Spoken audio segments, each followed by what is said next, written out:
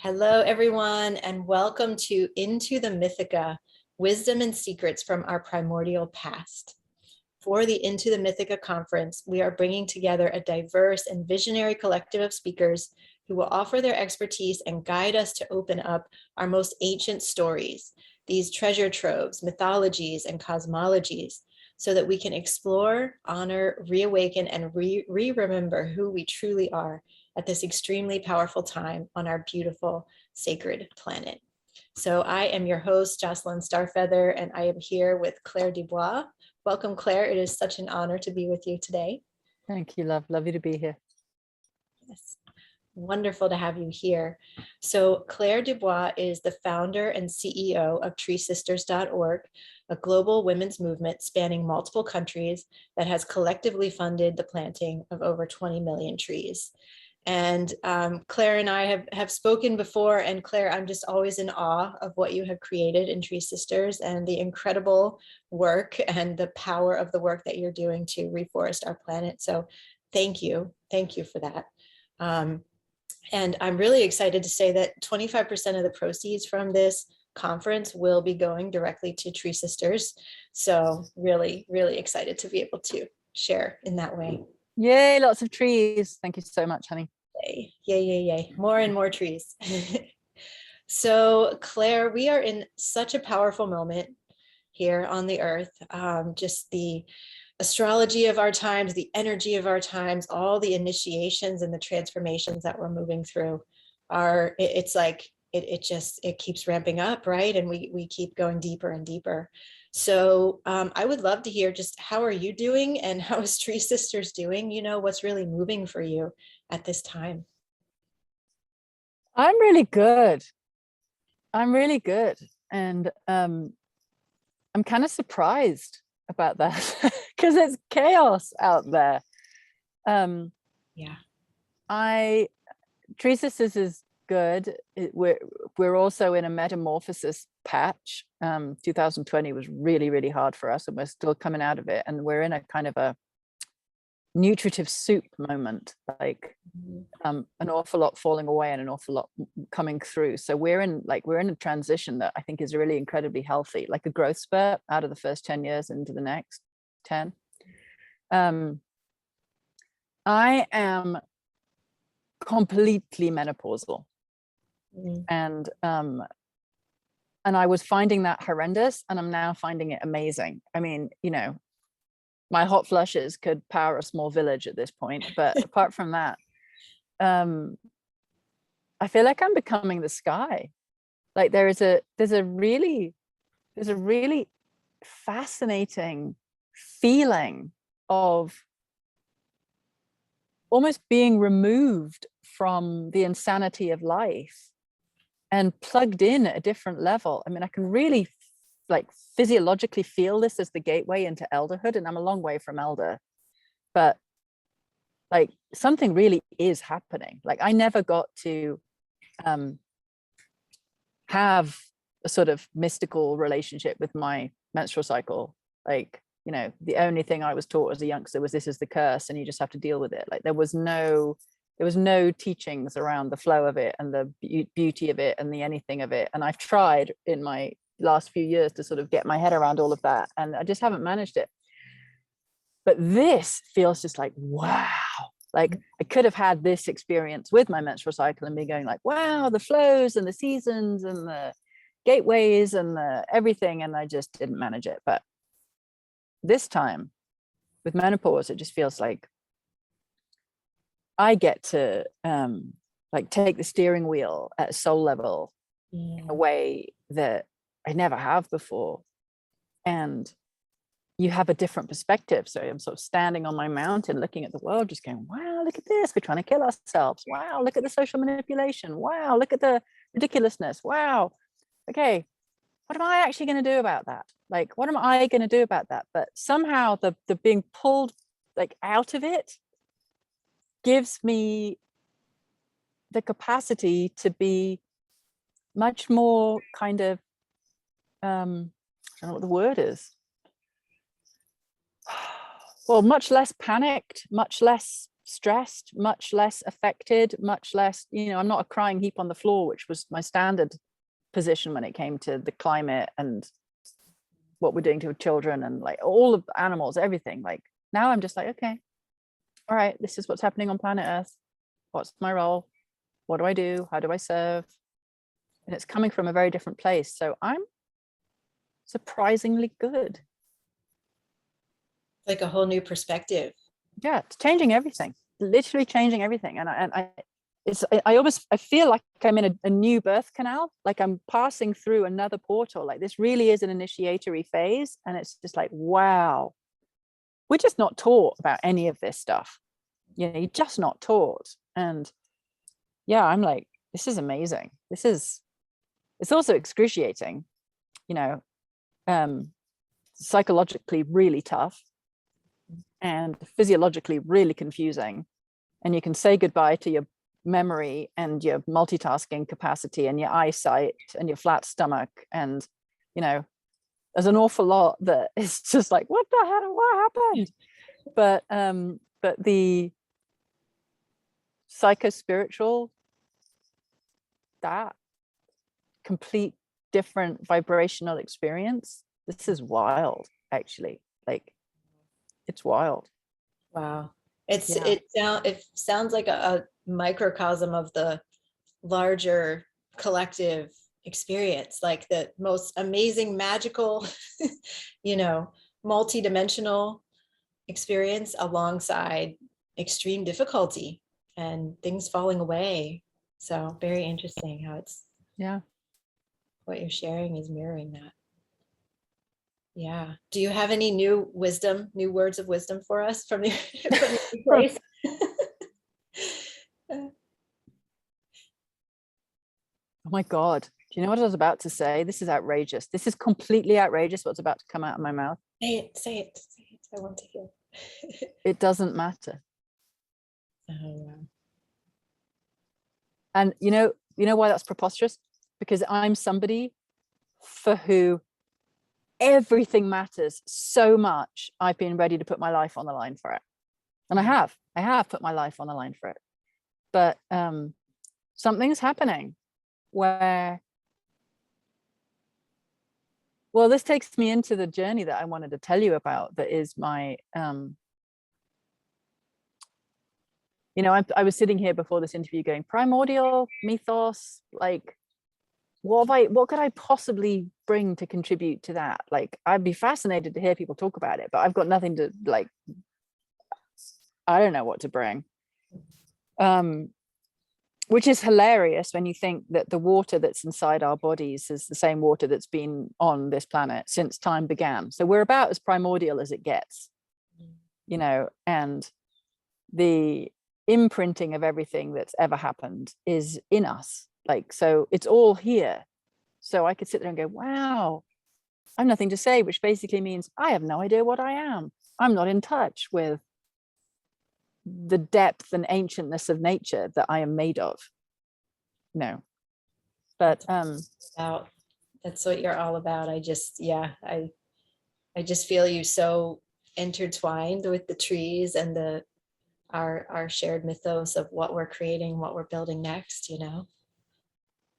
Well, and that, yes, in terms of the overarching aim of TreeSisters, which is to weave us back into a felt relationship with creation and to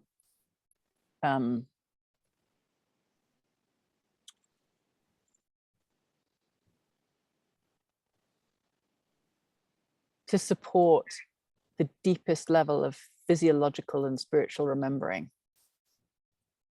that the forest is an extraordinary template for togetherness for us, that it is basically, there is no lone tree in a forest. They're all intimately connected. They're all woven together into one living organism, and they're all sharing and all communicating and all helping each other and all looking out for each other and exist in a state of union.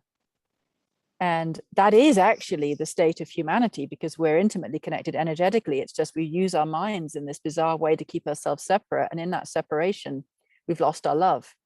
We've lost that innate sense of the depth of our togetherness, because we live in an experience of separation and disconnection, and then we maintain it with judgment and shaming and all the rest of the crap that we throw at each other.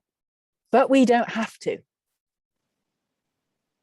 We don't have to. We could be living an entirely different existence. And that's the thing that we get to control as the whole world falls apart around us.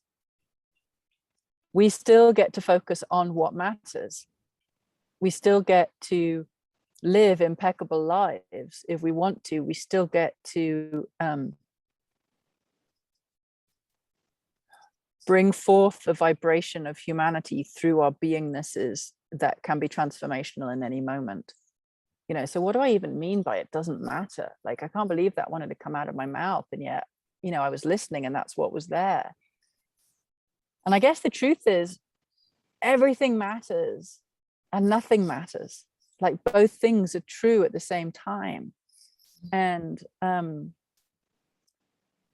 because if you lean into the reality of there is only one being here, then no matter what happens, we're evolving through experience, whether that experience appears to be unbelievably negative, destructive, horrendous, or gorgeous and glorious.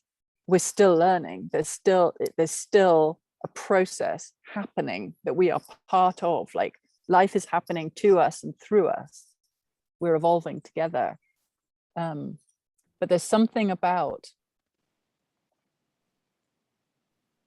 being so hooked in to the storyline or the narrative that the powers that be are weaving for us, and as massive social manipulation at the moment, and also roaring irresponsibility, like off the charts irresponsibility and negligence when it comes to the climate and the planet and our children's futures. In the middle of all of that, if you let yourself get so emotionally hooked into it and identified with it that it paralyzes you and it floors you and it becomes another reason for inaction or not touching in with your creativity, then I don't think it serves. Like, there's a way of, and I don't mean spiritual bypass, and I don't mean a different form of dissociation, like looking at it for what it is and still being able to say, okay, in this situation that we're in, who am I and what do I bring? What matters to me in this moment? And so it's like it's a powerful warrior stance to be able to stay awake and stay centered, to look at it all, you know, feel what feels important to feel and stay awake. But I think that's what, you know, I think that's what's being asked of us. And I've really done the taking, make it mattering so much that I am paralyzed. Like, I've done that a lot and I can't do that anymore. It doesn't serve anyone, doesn't serve my nervous system, doesn't serve the world. Right. Yeah, and I just feel so strongly at this time that we're being called into our highest integrity, right? To come into as deep clarity as we each can on an individual level, like every single one of us called to be in highest integrity, clarity, you know, living our deepest values. And when we can do that, right, the more that we can do that, I should say, because it's always a journey, right? It's always an evolution. Then we can receive the gifts of the transformation and also offer our gifts to the collective, right? And so it's just so important to move out of old patterns, to move out of, you know, the false beliefs, the fall, you know, the falling into the trap of, you know, all the separation and division that's around us, right? We got to just rise above that. We need to come into deepest integrity, share our gifts to the highest extent, and we can receive the gifts that it ripples out. It creates this wave of change. Yeah. Right? And that's what we're called to now. Well, I know that you wanted to share about an experience of your primordial connection with creation. So I would love to hear. Yeah, and I've not talked about this publicly, and I'm not even sure it's a good idea to talk about it publicly, but I'm going to, because I think it's useful. And and it's edgy because it's plant medicine. And I'll say before I talk about it, that I'm somebody that has had a great fear of taking any substances that change my state, from very dodgy childhood experiences where I was forced into certain situations with substances against my will. I've been terrified of it, won't even touch coffee because it changes my state. Like, just can't cope with anything that feels like it interferes with me. And then about, I don't know, maybe a year ago, magic mushrooms started calling to me and I could hear them. And I was fascinated because I could feel myself open to it. And it's just like, wow, that, first of all, it's really interesting when something starts calling and it's calling. And secondly, you can feel yourself saying yes at a different level than your mind. Like my mind's just like, I can't do anything like that. But my body's going, yeah, this is what's next. And anyway, so I've started a journey with mushrooms, and it's interesting for me just on that, because I'm fascinated by them. They are the living, breathing immune system of the forest. They are the root of interconnection between all things. It's them that creates the forest floor of deepest community. Like, they are the most extraordinary consciousnesses, let's say, in our world, and what they do on so many levels, from being able to, they're the things growing in Chernobyl, where there's radioactive God knows what. It's the fungi that is breaking things up. Like, they can break up plastic, they can break up oil, like they chomp their way through, they digest in a way that brings more life. And so they're really astonishing teachers. Anyway, I invariably, what happens to me when I work with plant medicine is I go in with a really strong question for myself, or a really strong intention for myself, and then the plants go, oh well, let's push that aside, let's do some planetary healing. And this last journey I did was exceptional, life-changing, completely life-changing, and primordial, and more. Like, it was I don't have words for it. For me, it was like ninja level muscle building for me, because it put me in an experience of love and beauty that was so all encompassing. I didn't know how to open to it. Like, I couldn't manage it. My system didn't know how to experience that much love. So I experienced it as an agony ecstasy. And I experienced it like Velcro, like when you pull apart Velcro and you've got every single one of those tiny little hooks hooking in, like on a moment to moment basis. I was being ripped, like ripped out of victim consciousness into an experience of such profound love. I was just like, for 5 hours with my mind completely in the interface of the being pulled apart, and of literally saying, yes, thank you, like turning into the pain. But what I went through was, I went through the Civil War. I relived the Civil War. I relived the whaling culture, the death of the whales. I relived saloon culture and prostitution in the Wild West with the gold rush. I'd already lived through the gold rush in a previous journey. I lived through the 6th mass extinction, and it all happened through my body. And so I went through the apparency of absolute atrocity. Like, there were bodies falling, there were blood everywhere. I was being blown up, I was being shot. And the slaughter of the whales, and but I experienced it all inside a field of love that was so complete that everything became a sacred dance. So I'm watching bodies falling, and I'm feeling the desecration of the horror that the Civil War was. And I'm experiencing it like a beautifully choreographed sacred dance.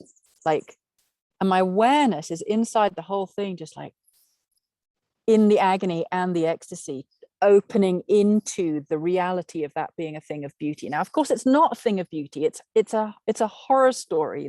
It's we all know what the Civil War was. Or actually, we can't unless we were there. But what never occurred to me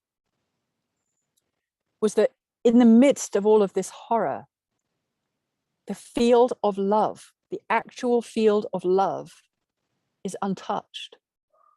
I mean, literally untouched. Like, it was perfect. It was exquisite. It was incredible. It was all consuming. Like, I was in this like silent scream of like trying to manage the intensity of the love and the horrors that went through.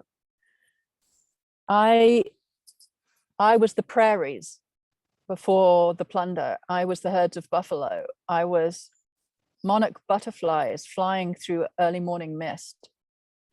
The monarch butterflies were flying inside the sound of the spheres. They were flying with the consciousness of the planets. They were like off-planet species, is what it felt like to me. Like they were in direct communion with the other planets. And I was dancing. I was the ray of light and the monarch butterfly and the mist rising and the forest and the buffalo. And then I was the death of all of it. You know, I was the death of the butterfly. I was the loss of the monarch butterflies. I was the end of the prairie. I was the death of the forest. And it was all like this huge arc in time, and it was leaving through my own body. And I was experiencing the death of it through myself. And I don't know whether that was Clare or whether that was just consciousness in Clare. But I got to experience it. You know, the sixth mass extinction is one of the greatest griefs of my life. The loss of nature is what has caused me to literally give my life. And so there I was, 1 minute in the exquisiteness of a level of intimacy, feeling the interconnectedness between all things in a way I never had before. Like hypothetically, I know it's there, but I was it and I was experiencing it. And the next thing I would feel the loss of it forever, gone. And I would have to digest like the beauty and the loss and the beauty and the loss. And the mushrooms were there for everything because they showed me themselves. Like if you imagine the Milky Way, like looking at the Milky Way and how it's this kind of white ripple through the sky that is so exquisite, as much as we can ever see it from where we are. They showed me themselves like a Milky Way, like a cosmic, interconnected, woven tapestry in the earth in a way that made them intimate with absolutely everything. They were an interface of intimacy and interconnectedness with everything. And I was them, and I was traveling through that interconnected intimacy in a way I never had before. Like they were there, and it felt like they were there practically at the birth of time. Like they were there before trees existed. They were there before animals existed. They were there, and they were the birth of things and the death of things and the digestion of things and the creation of things. They were intimately interwoven with the creation of life and everything that's happened. And it was just like, wow, my God, to feel that level of intimacy. And inside it, the level of beauty that I literally couldn't handle. And, you know, there were psychedelics that were happening, and the psychedelics that were happening. So the previous experience I had like coral psychedelics, because the whole journey was about the oceans and about what's happening in the oceans and how to hold them. And this time it was like angel ferns. It was just incredible. It was like all psychedelic ferns and wood, like in innate wood. So I was like deep in the forest for this one. But it was like, oh my God, the consciousness of the mushrooms taught me about their history, taught me about the history of the planet, taught me about love, taught me about beauty, taught me about death, taught me about the sacredness of death. and taught me about a state of complete non-judgmental, love-filled experience through which everything is still in a field of sacred love. And it's changed my life. It's completely changed my life. I was kind of bewildered for about a week afterwards and going through a lot of anxiety and just like struggling with stuff. And then suddenly I realized that I was thinking about life differently and responding to life differently and looking at everything through a different filter. And I literally feel like they Velcroed me, they pulled me out of the consciousness that I was in that was taking everything personally, and have given me the capacity to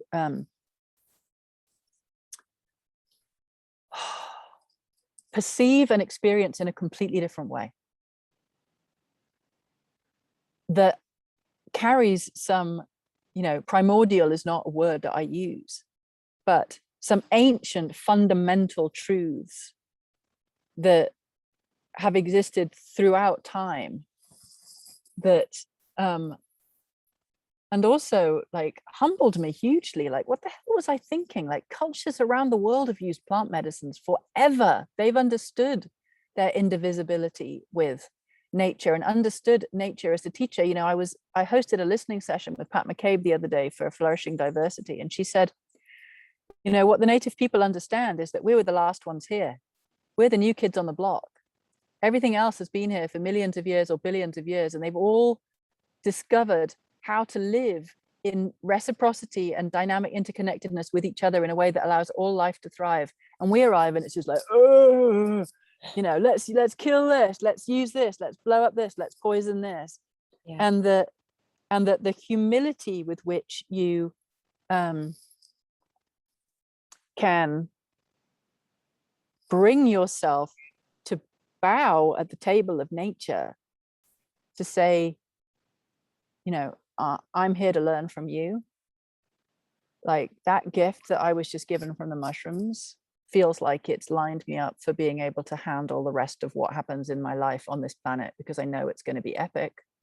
What we're heading into, climate change, we're heading into extremes like we've never seen before. We're looking at the end of life as we know it. It's coming within the next 4 years, 5 years probably. And so I now feel like I've been given this opportunity to actually be truly useful, because I can be with it and know or feel or find that field of love and operate from there.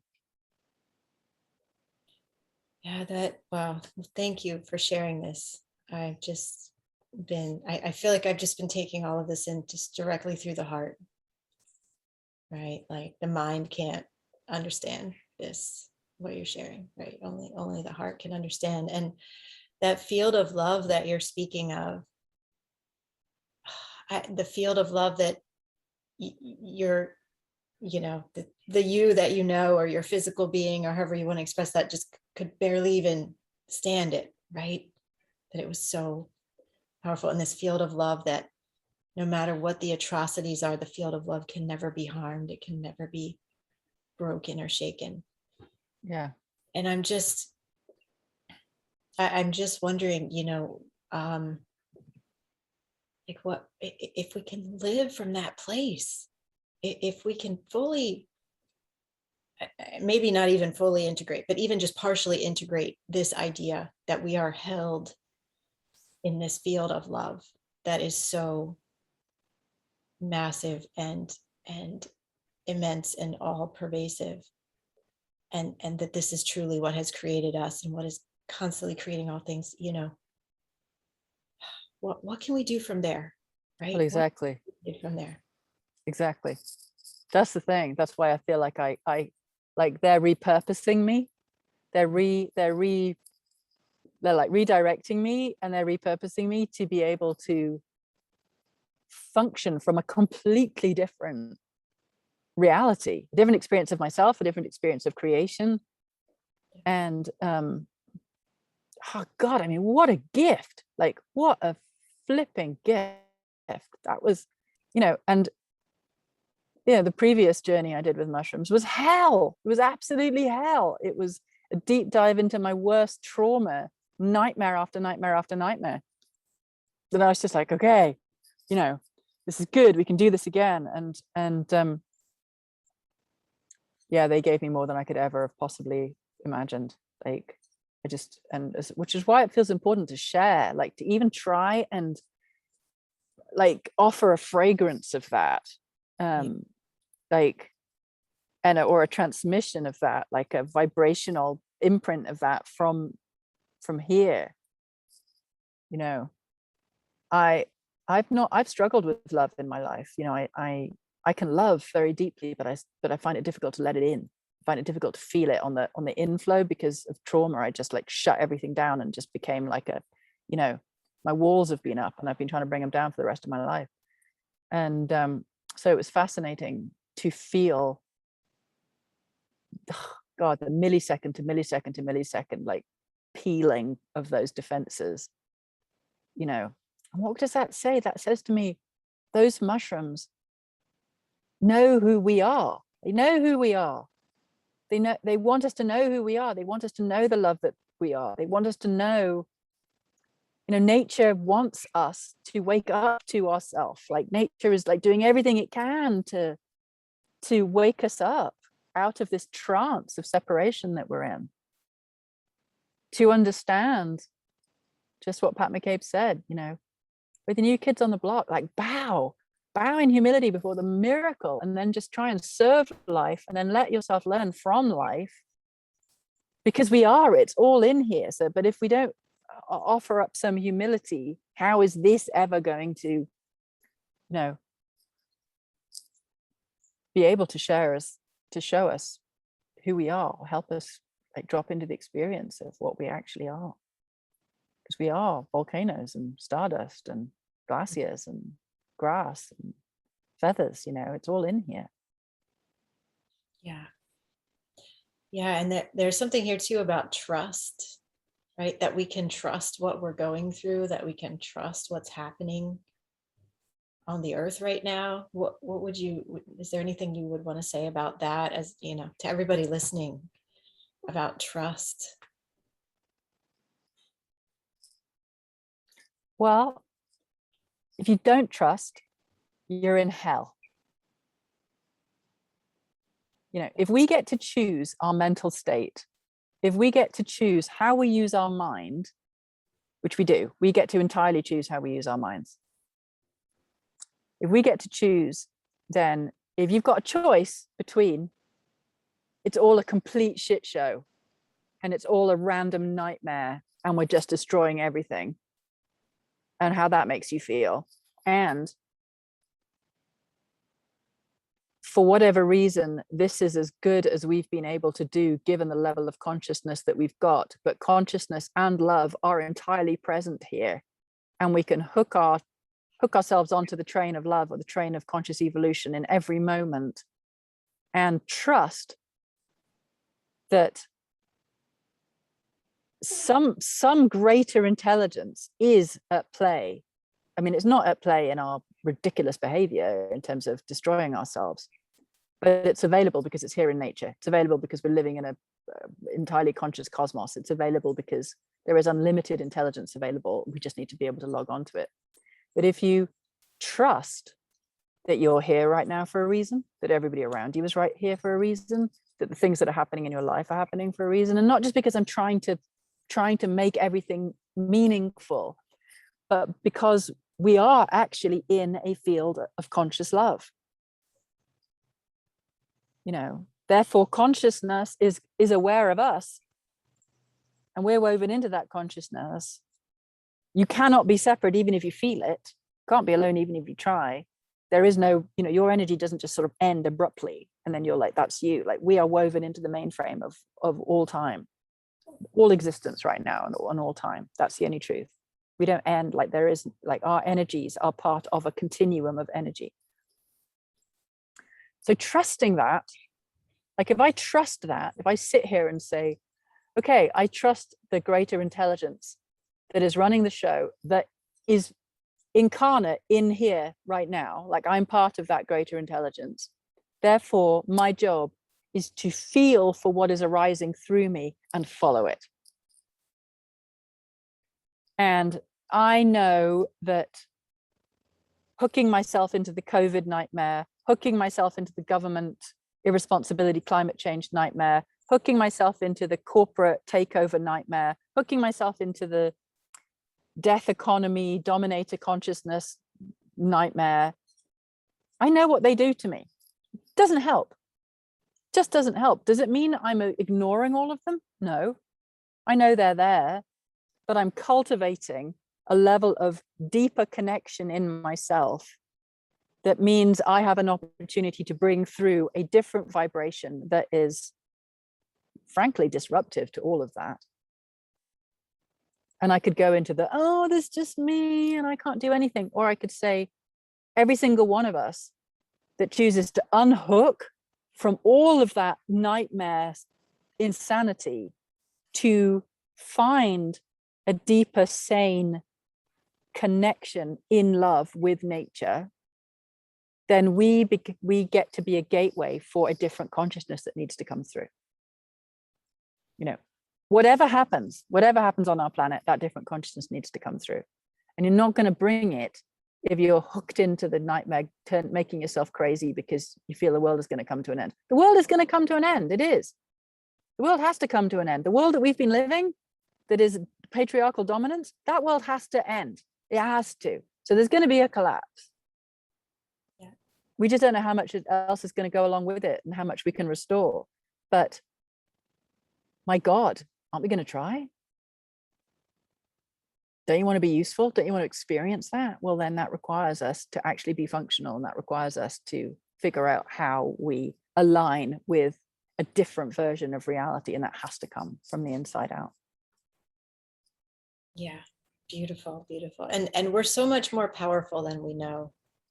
We have no idea. We're going to find out more about that as all this unfolds. Yeah, we have no idea how powerful we are. None.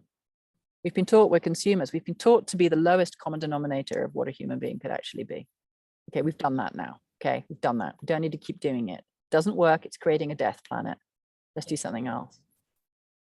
Yes. Sheer beauty, will, consciousness, generosity, co-creativity. Yes. Mushrooms. Choose something new. Yes, and more mushrooms. Yeah, there have been, I heard something just a couple of weeks ago. I think it was Paul Stamets was sharing about, the miracle of mushrooms, and people who have had just at least one mushroom journey in their lives have gone on to be kinder, contribute more to society, so many different measures of just being able to be here more, be themselves more. It's really incredible what the mushrooms do for us. Yeah. And yeah, thank you for sharing your journey. This was really, really moving. I can imagine that was quite life-changing to really experience it in that way. I can't even imagine. It was wild. It was totally wild. But what's interesting to me is how I've changed as a result, because I haven't been thinking, oh, I should think like this. Oh, they would be more helpful if I was to do that. I've just changed. It's just happening. That's what's been really incredible. It's just like, wow, it's almost like they did surgery on my mind. That's what it feels like. Like I got shoehorned away from focusing on the negative to focusing on the positive. I mean, it couldn't have been a more fundamentally beneficial experience on every level if it tried. Yeah. Like, oh my God, there's that kind of support available from nature, directly from nature, that brilliance, that intelligence, that wisdom, that consciousness is growing in piles of shit around the place. Look at that. Look at that. Miracles. It's really humbling, it's really humbling. And that's amazing, because we need to be humbled. Yeah. Yes. We need to understand that we are not the most intelligent creatures on the we're not. An intelligent creature serves all of life, doesn't actively destroy it. Yes, absolutely. Well, Claire, I want to just let you share a little bit about Tree Sisters. I know we're getting a little bit short on time here, and so I would love to just have you say a few words about, where can people find Tree Sisters, and how can they connect in and be a part of Tree Sisters? 20 million trees. Oh my goodness, how absolutely incredible. And 20 million trees, I know. And TreeSisters is a love affair with the feminine. It's a love affair with possibility. And the possibility is a grassroots awakening around our indivisibility with the natural world. So, right now our consciousness, this patriarchal consciousness, this dominator consciousness has caused us to largely forget our indivisibility and our intimacy, and also the vast gifts that we get all the time. We can't exist without trees. Take the trees away, we're gone. No oxygen, no weather, no rain. They produce, 65% of the clouds, 45% of the rain. Perfect, beautiful, exquisite, tree filtered rain that's gone through a tree's body God knows how many times and been cleansed and carries their energy. And we just go, oh, it's raining. Well, we don't in California. Here we go, oh, it's raining.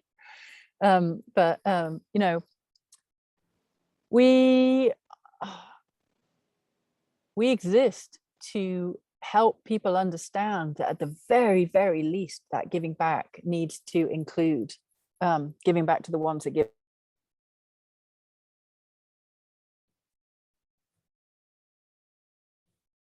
Oh, can you hear me? Sitting Claire? here on my laptop, I'm warming our world. Yes. Oh, you cut out for just a second there, but I think we're back. Okay. Yeah, sitting here right now on my laptop, I'm warming our world. PG&E, my electricity supplier, it's not green energy. I want it to be, but it's not. And so what am I doing? Like, here I am, I'm warming our world.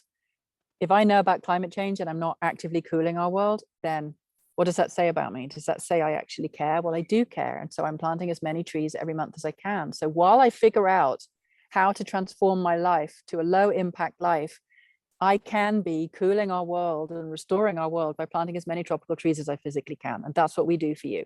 We're a combination of feminine empowerment, consciousness shifting work, courses, tools, and tropical reforestation, which we do with extraordinary partners in extraordinary places to have the most diverse portfolio possible. So forest corridors in the Atlantic rainforest of Brazil, endangered species of puma and jaguar and ocelot, endangered monkeys, endangered trees. Like, there's 3 to 7% left of that rainforest. Everything else has been burnt, turned into agriculture. We're in the Amazon rainforest with the Ashaninka tribe doing food forests so that they can try and create enough food to purchase back their land, which is their ancestral land, and protect the forest. We're losing the Amazon faster than we know what to do with. And if the Amazon goes, we're gone. It's at its tipping point, and it's this critical now. The water tower of Mount Kenya, we're reforesting to try and help avert famine and agricultural decimation through lack of water. Mozambique, coastal Madagascar, coastal an island in West Papua called Yapen, mangroves, the most carbon hungry trees on the face of the planet, that also help with storm surges, that also help the breeding grounds for so many of the fish that are now critically endangered. Inland forest in Madagascar, for the last 6 remaining species of lemur, they've lost multiple species of lemur already, gone extinct. How many more are we going to allow to go extinct? India, a massive river restoration project. Nepal, jungle land. Borneo, orangutan forest restoration, peat swamp forest. We have an amazing portfolio, and when you give to us, your money is spread through that entire portfolio. And this is socially extraordinary, beautifully ecological, really rare, unique projects. And so when you give to us, and I'm going to invite every single one of you to give to us, because I trust that you want this world to thrive, and you want to say, yes, I'm taking action in the face of climate change. 55 cents per tree. It's nothing. You can grow a vast amount. You can say, okay, how much money do I have? How much can I give back to this natural world that has given me everything, everything, everything, everything? We can't exist without her. And right now we're losing trees at a rate that I won't even tell you, because you'll just fall off your chair. It's horrendous. It's just faster and faster and faster. The more we know we're in danger, the faster we're destroying our forests. So please, you can help us give back. TreeSisters.org/give. TreeSisters.org/give, and become a tree sister. Like, discover what it feels like to be somebody working towards dynamic reciprocity with life. That's what we're here for. We're not here to destroy our world. We're here to wake up to the privilege of being alive, be in humility, and restore her so that she can teach us what it means to be human. Yes, thank you. Thank you so much for sharing about that and some of the specific projects to really hear, like restoring the orangutan forest and the pumas and the leopards. It's so powerful to know. It's not, you know, it's the trees and it's so many other aspects. The river. So much more. And it's not over there, you know. If we lose the tropical forest, temperate climate is gone. Yeah. Like, we're just thinking, well, why aren't we reforesting here? Well, we should be reforesting here. And if the tropical forest goes, we're gone. You know, that hottest band of our planet, if she overheats, she uses the hottest band as the energy to run the air conditioning. I mean, I hate using that phrase, but that's what she's doing. She's using the hottest band of the planet through tropical trees to run the engine of cooling for the whole world. If we lose that belt of cooling, we're in runaway climate change. We're already runaway climate change, but that is critical. So if you want to maintain your temperate climate, plant tropical. Mm-hmm. Yeah, thank you so much for all that you and Tree Sisters are doing. And we will have that link to donate immediately below this recording. And we will also have a link to your beautiful free gift, which is Rewilding Your Feminine Nature, a 3-day mini course to ignite your instinctual feminine heart. So everybody listening, you'll find that link right below this interview as well. And so go check out Tree Sisters, check out that free gift, become a part of it, become a tree sister or a tree brother. And yeah, I can't imagine a more important cause at this time right now. And that's why, as I mentioned before, 25% of the proceeds from this event will go directly to Tree Sisters. So thank you for that, Jocelyn. Thank you so much for that. And to that, I just want to say to everybody, you know, we got businesses signing up to grow their own forests, events, trees per ticket, trees per night in Airbnbs, trees. You can insert trees into anything, anything. When you make the decision that restoration is going to be embedded into everything you do in your life, it's easy. It's really easy. Just make the decision. Then you start figuring out, okay, how can I do it? Well, there'll be a way. There'll be a very easy way to do it. You just need to make the choice. Oh, I love that. So if people want to brainstorm about creative ideas like that, like for a business or a large group event or something, what do you recommend? Where should they go on your site? To go to Tree Sisters and look for partner with us, you can look at all the different ways that you can grow your own forest. You know, we've got self-employed people, soul trees. We call them the soul trees because they're bringing their soul gift to the trees. You know, and they can, you know, you can give from your own income in that way. There's company forests, there's Catalyst, two of the bigger companies that are really want to do this in a way that is socially changing. Yeah. You know, but mostly it's just sit and go talk to a tree and listen, like sit with your creative mind open and just say, show me how I can serve you. And then take a pen and paper and sit there and just see what comes. I just blue sky dream with the trees and see what comes. They're infinitely creative, and we're more creative when we're in league with them. Yeah, absolutely. And I can just hear the mushrooms cheering right now, like, yay, to all of this. They're in agreement as well. Wow. Well, thank you so much, Claire, for all that you've shared, for this deep journey that you invited us into today. Thank you. Thank you so much for all that you do. It's always my pleasure. You. My pleasure. And love to everyone. Mwah. Yes. Much love, everybody.